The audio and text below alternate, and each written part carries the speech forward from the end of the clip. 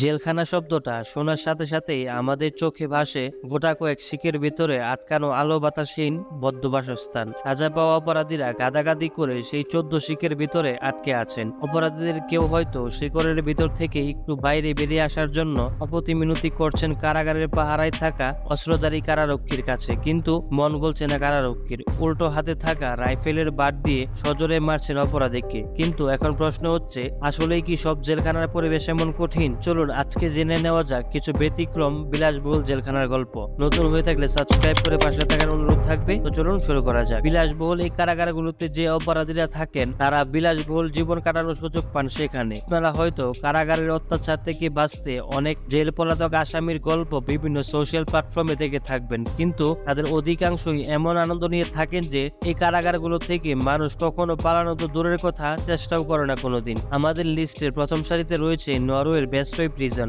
জেলখানায় সাধারণত কোন জিনিসটি সবচেয়ে সূক্ষ্মভাবে পর্যবেক্ষণ করা হয়? নিরাপত্তা নিশ্চয়ই, কিন্তু নরওয়ের এই জেলখানাটি একেবারেই ব্যতিক্রম। এর সুবিশাল অঞ্চল জুড়ে যে নিরাপত্তা ব্যবস্থা রয়েছে তা এতটাই মৃদু যে এর কারণে একে বলা হয় লার্জেস্ট লো সিকিউরিটি প্রিজন। এখানকার কয়েদিদের জন্য ব্যক্তিগত সুবিধা সহ রয়েছে চার্চ, স্কুল কিংবা লাইব্রেরিতে বই পড়ে কাটানোর সুযোগ। এছাড়াও এখানকার কয়েদিরা নিজেদের পছন্দের খাবার নিজেরা রান্না করে খেতে পারেন। আবার এই কাজের জন্য তাদেরকে প্রতি মাসে $90 করে বেতন দেওয়া হয়। এই কয়েদখানার আরো একটি অবাক করা তথ্য হলো, এখানে কোনো আসামিকে মৃত্যুদণ্ড দেওয়া হয় না, হোক সেটা চুরি, ডাকাতি, খুন কিংবা ধর্ষণ সহ যে কোনো অপরাধ। জেল কর্তৃপক্ষ মনে করেন শাস্তি কেবল সকল সমস্যার নিরসন নয়, তারা মনে করেন মানসিকভাবে বিপর্যস্ত হওয়ার ফলে অপরাধে জড়িয়ে পড়েছে সেসব সাধারণ মানুষ। তাদেরকে অপরাধ জগৎ থেকে শিক্ষা নিয়ে নতুন এবং স্বাভাবিক জীবনযাপনের আলোক বার্তা পৌঁছে দিতে চান তারা। এরপরে আমরা জানবো নেদারল্যান্ডসের নর্গার হ্যাভেন প্রিজন সম্পর্কে। জেলখানাটি প্রথম অবস্থায় দেখলে মনে হতে পারে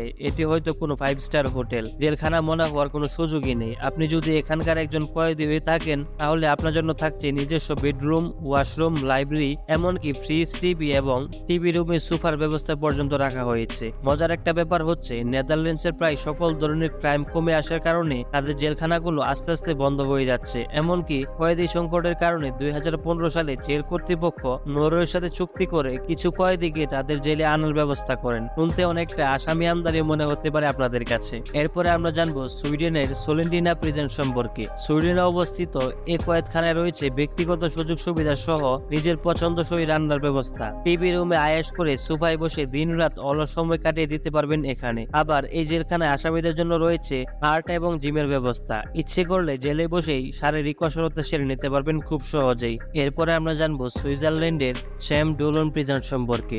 জায়গাটি জেল হলেও এখানে আপনি পাবেন নিজের বাড়ির চেয়ে অধিক সুযোগ সুবিধা। আপনি আপনার পার্সোনাল সিকিউরিটি রুম থেকে শুরু করে পাবেন horse riding, tennis court, basketball court সহ সব রকম আউটসাইড গেমিং এর ব্যবস্থা। আবার আপনি চাইলে বরফের উপরে স্কিইং করতে পারবেন কিংবা নিজের পছন্দের খাবার বানাবার জন্য মুহূর্তের মধ্যেই হয়ে যেতে পারবেন নিজেই শেফ। 2011 সালের আগ পর্যন্ত এই জেলখানাটি ছিল সবচেয়ে ঘনবসতিপূর্ণ একটি জেল। অল্প পরিসরে অত্যাধিক জনসংখ্যার কারণে নানা রকম সংক্রামক রোগে আক্রান্ত হতে থাকে কয়েদিরা। এ কারণে সুইস সরকার 2011 সালে প্রায় $40 মিলিয়ন দিয়ে এই কয়েদখানাকে পরিমার্জিত করেন। এরপর থেকে এই জায়গাটি আগের তুলনায় বহুগুণ চমকপ্রদ হয়ে উঠেছে। সর্বশেষ আমরা জানবো স্পেনের অরনহুইজ প্রিজন সম্পর্কে। সত্যিকার অর্থে একে জেলখানা বলার থেকে পারিবারিক 5 তারকা হোটেলই বলা যেতে পারে। এটি পৃথিবীর সবচেয়ে ভিন্নধর্মী জেলের একটি, যেখানে 3 বছরের ছোট বাচ্চারা তাদের শাস্তিপ্রাপ্ত বাবা মায়ের সাথে জেলে বসে সময় কাটাতে পারবে। এই জন্য শিশুদের জন্য আলাদা করে রয়েছে কিডস প্লেগ্রাউন্ড, আর দেয়াল জুড়ে রয়েছে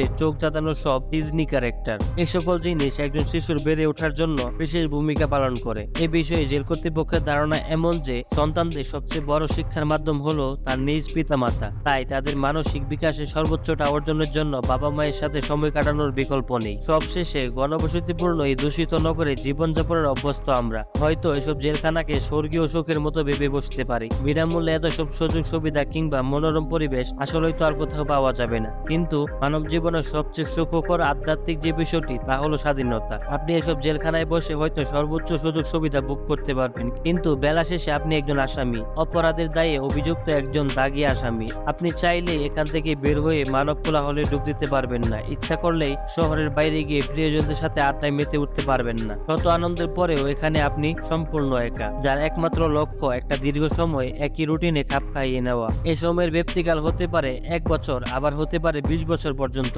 বিলাসবহুল জীবন কিংবা অর্থ সম্পদ সাময়িক লালসার সৃষ্টি করলেও মানুষ আসলে শুধুমাত্র ব্যক্তি স্বাধীনতাকেই ভালোবাসে, ধন সম্পত্তি কিংবা এমন শত সুযোগ সুবিধাকে নয়। তাই নরওয়ে কিংবা সুইস জেলখানার পরিবেশ দেখে সেখানে দীর্ঘমেয়াদী অবস্থানের ইচ্ছা পোষণ করা নিতান্তই বোকামি। আজকের এই ভিডিওটি এ পর্যন্তই। কেমন লাগলো অবশ্যই কমেন্টস করে জানাবেন। সকলেই ভালো থাকবেন, সুস্থ থাকবেন। আল্লাহ হাফেজ।